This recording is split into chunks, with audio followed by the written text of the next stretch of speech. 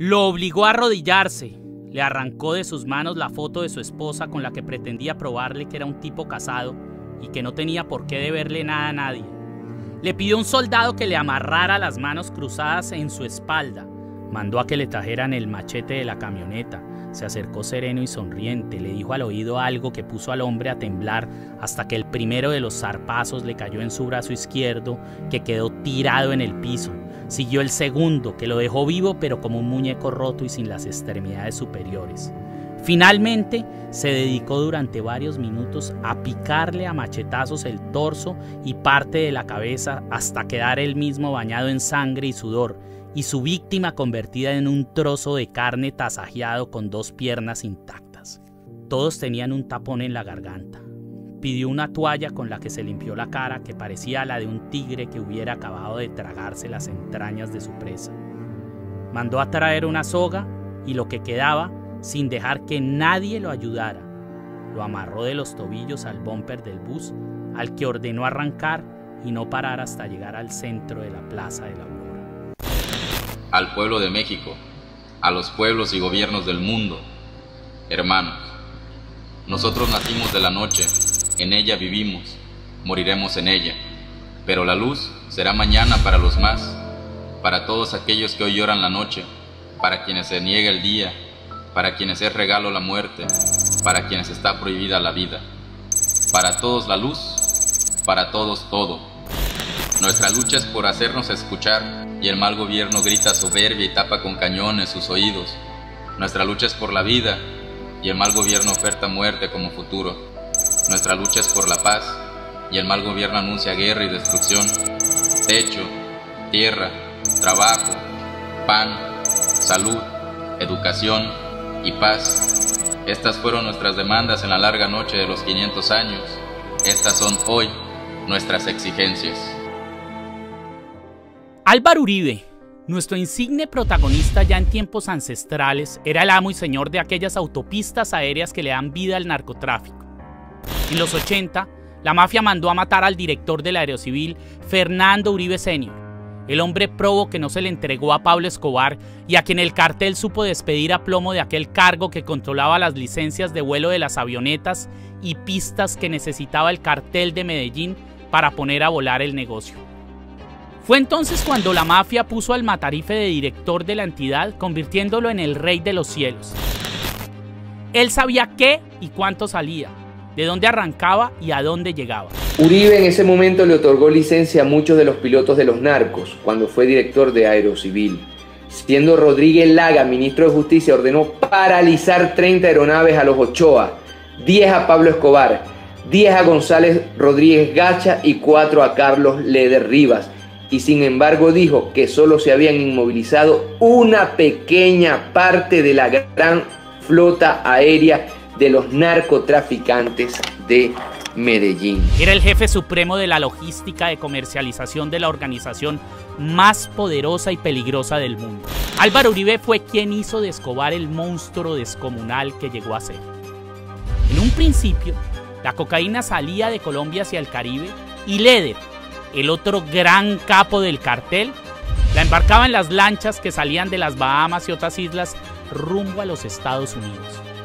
Medellín tenía el control sobre toda la ruta que terminaba en Norteamérica, hasta que entraron los mexicanos en el negocio. Era más práctico para el cartel, no se tenía que lidiar con la entrada a suelo americano, repleta siempre de ojos vigilantes de agentes del FBI, la DEA y la Guardia Costera norteamericana. México era un brazo de Norteamérica y solo era dar un brinco para inundar el mercado gringo. El cartel de Medellín le vendía la droga al mismo precio a los mexicanos y con muchos menos problemas. Y a Estados Unidos llegaba más cara, que era lo que en últimas le interesaba a los gringos, cuya guerra nunca ha sido en contra de las drogas, sino contra la baja de precio de estas. Todos ganaban en ese gran trato perpetuo del que aún se alimentan la Bolsa de Nueva York y el narcoparamilitarismo genocida que manipula el Estado colombiano. Antes de que el gobierno colombiano tomara las riendas del negocio de la cocaína, los carteles mexicanos no compartían cobijas con la mafia colombiana. A ellos les llegaba el polvo bien empacado desde los laboratorios en la selva y las mafias de Jalisco y Guadalajara eran las encargadas de entrarlo a los Estados Unidos. Operaban juntos, pero jamás revueltos. Con Uribe todo empezó a cambiar. Su relación con la mafia mexicana era entrañable desde la época en que uno de sus clanes, el de los familiares Los Cifuentes Villa, se convirtió en la agencia que representaba a Sinaloa en Colombia. La menor del clan Cifuentes es Dolly, que también es mamá de los hijos del hermano fallecido del expresidente Álvaro Uribe. En las bases de datos del Departamento del Tesoro de Estados Unidos aparecen al menos 50 colombianos relacionados con la organización del Chapo Guzmán, entre ellos los miembros del clan Cifuentes Villa. Este grupo de familiares del Matarife que despachaban desde el Club El Nogal era liderado por su hermano Jaime Alberto Uribe Vélez y su esposa Dolly Cifuentes. Y, junto con Marco Antonio Gil, alias El Papero, se encargaron de llevarle la coca al Chapo y de recibirle los dólares e invertirlos en empresas agroindustriales, en ganado, en tierras y proyectos de construcción en Bogotá, Boyacá y Medellín. Pasó el tiempo y, con el beneplácito del gobierno y en asocio con Álvaro Uribe, quien hasta hace muy poco tenía como piloto de confianza en su avioneta a Samuel David Niño Cataño, un empleado del cartel de Sinaloa que terminó desaparecido en suelo mariachi, los mexicanos abrieron franquicias en nuestro país y empezaron a participar en la cadena de producción desde que se raspachineaba la base de coca en los laboratorios selváticos hasta que la menudeaban en las calles norteamericanas. Hoy en día, gracias a esta alianza macabra con el Matarife, la mafia mexicana es otro más de los monarcas que reinan en el lado más oscuro de la sociedad colombiana. En la penumbra delincuencial, con los Zetas, los carteles de Sinaloa, Jalisco y Guadalajara, estaban asociadas varias bandas colombianas, como el Clan del Golfo, los Urabeños, los Rastojos, y la mítica Oficina de Envigado. La Oficina de Envigado era la oficina de cobro sicarial de Pablo Escobar y el Cartel de Medellín, una entidad al servicio de las actividades criminales que, en los años 80, es decir, desde hace 3 décadas, desarrolló Álvaro Uribe en la Aerocivil cuando puso la entidad al servicio de las avionetas de Lampa organizada. Álvaro Uribe Vélez lleva más de 2 décadas siendo el dueño absoluto de la Oficina de Envigado. Esta afirmación no es desproporcionada ni desfasada, es ajustada y precisa. Los hechos dan fe del dominio que tiene el Matarife sobre esta organización criminal y del incondicional sometimiento de sus miembros a sus deseos, a sus causas y finalidades. Desde las épocas de su lugarteniente Don Berna, hasta que la piñonería del DAS inició con la ola de atroz criminalidad que le trajo sus 2 periodos presidenciales al país, Uribe ha hecho uso de la Oficina de Envigado para realizar atroces magnicidios, como el de José María Valle. El 27 de febrero de 1998, 2 disparos en la cabeza silenciaron para siempre las denuncias de Jesús María Valle Jaramillo.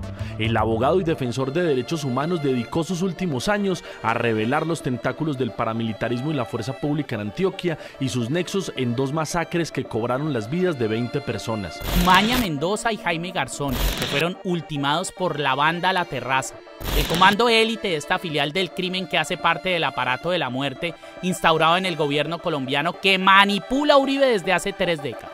Álvaro Uribe también ha usado la oficina para solucionar molestos asuntos personales, como el asesinato de Pedro Juan Moreno, su secretario en la gobernación de Antioquia y conocedor de sus más negros pecados, el del comandante paramilitar Vicente Castaño y el del director de fiscalías Fernando Mancilla, a quien el Matarife ajustició sencillamente porque a futuro le podían enredar la vida. Estos crímenes, ejecutados por Álvaro Uribe como si estuviera ordenando su escritorio, no solo dan fe los testimonios juramentados del paramilitar ya condenado Pablo Hernán Sierra y del mismo Don Berna, sino también los folios añejos de los denuncios que obran en la fiscalía en los que se relaciona directamente el nombre del señor Masacre con los directivos de la Oficina de Envigado como Gustavo Pei.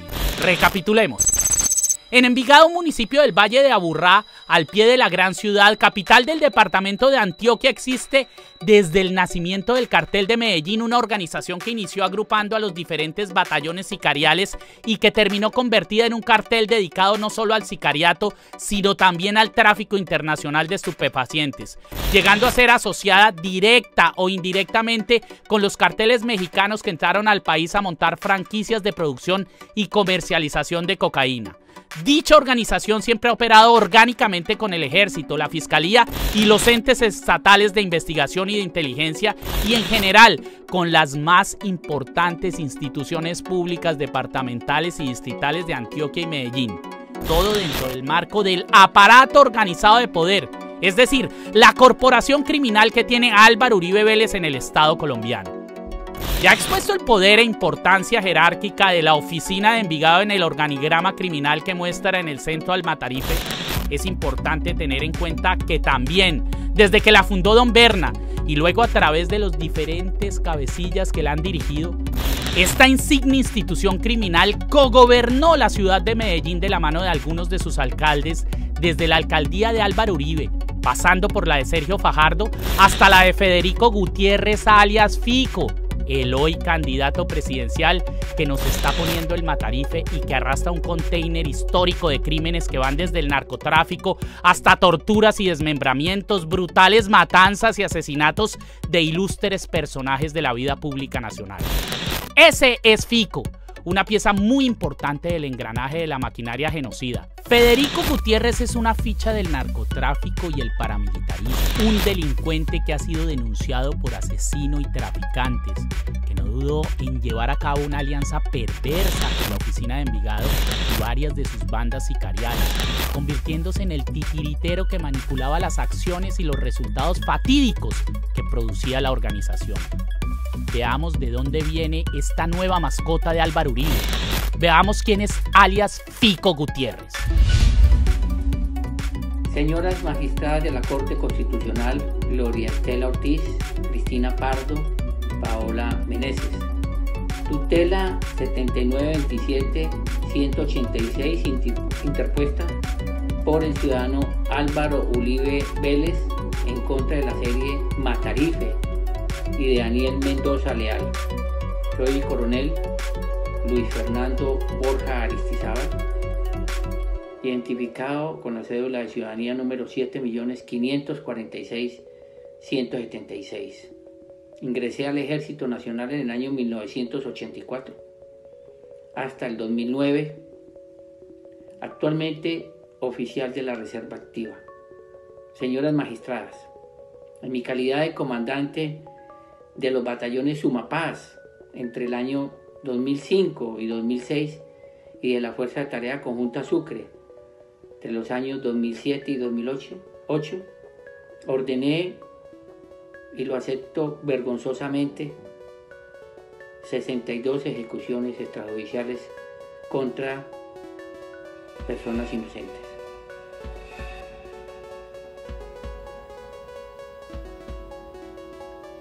De estos hechos he asumido responsabilidad desde el año 2010 en la Fiscalía General de la Nación y ahora en la JEP. En mis aportes a la verdad siempre he manifestado que todos sabíamos lo que estaba pasando. Mi grado de coronel, mis superiores eran conocedores de estas prácticas. Entre el 2002 y el 2008, el presidente Álvaro Uribe Vélez, comandante en jefe de las Fuerzas Armadas, junto a la cúpula militar, pedían a sus subalternos operaciones y resultados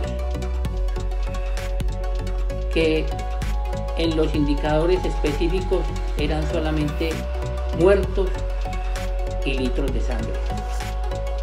El expresidente Uribe fue muy activo cuando ocurrían hechos como tomas de poblaciones por parte de la guerrilla, secuestros a terratenientes o ganaderos, emboscadas a las tropas o extorsiones en áreas ganaderas, inclusive llamando directamente al comandante de la brigada o al comandante del batallón donde habían ocurrido los hechos, pidiéndole resultados. Es decir, estaba siempre pendiente y al tanto constantemente de lo que sucedía en las unidades militares y en las operaciones. Reportes de organizaciones defensoras de derechos humanos reiteradamente han demostrado que en Colombia, en el periodo donde más se han presentado ejecuciones extrajudiciales, fueron los años 2002 al 2008. cuando quien obraba como presidente era Álvaro Uribe Vélez. Al interior del ejército, algunos de los incentivos fueron viajes al exterior y al interior y días de permiso. Estos permisos eran pagados del presupuesto gubernamental cuando el presidente de la República era Álvaro Uribe Vélez. Las bajas eran necesarias para que los altos mandos fueran evaluados para ser considerados a curso del grado de general. Entre más muertos reportaba un coronel, más posibilidades había de que lo llamaran a hacer curso para general. Hubo directivas en su momento que el comando del ejército ordenaba y premiaba con medallas de orden público a los miembros que más presentaran muertos. Los muertos eran los únicos resultados válidos. En estos años en los que he avanzado jurídicamente y con las víctimas en mi reconocimiento de responsabilidad, no me cabe duda que las ejecuciones extrajudiciales fueron una práctica continua, legitimada desde el comando general hasta el último soldado. El comandante en jefe de las Fuerzas Armadas, reitero, para la época era el presidente Álvaro Uribe Vélez. Finalmente, quisiera mencionar que la serie Matarife ha asumido un compromiso de contribuir a la verdad para las víctimas y para la sociedad en general. Ha contribuido para que varios oficiales, suboficiales y soldados, como responsables de estos horribles hechos, sigamos diciendo la verdad. El censurarla constituiría un retroceso histórico. Cordialmente, Luis Fernando Borja Aristizábal.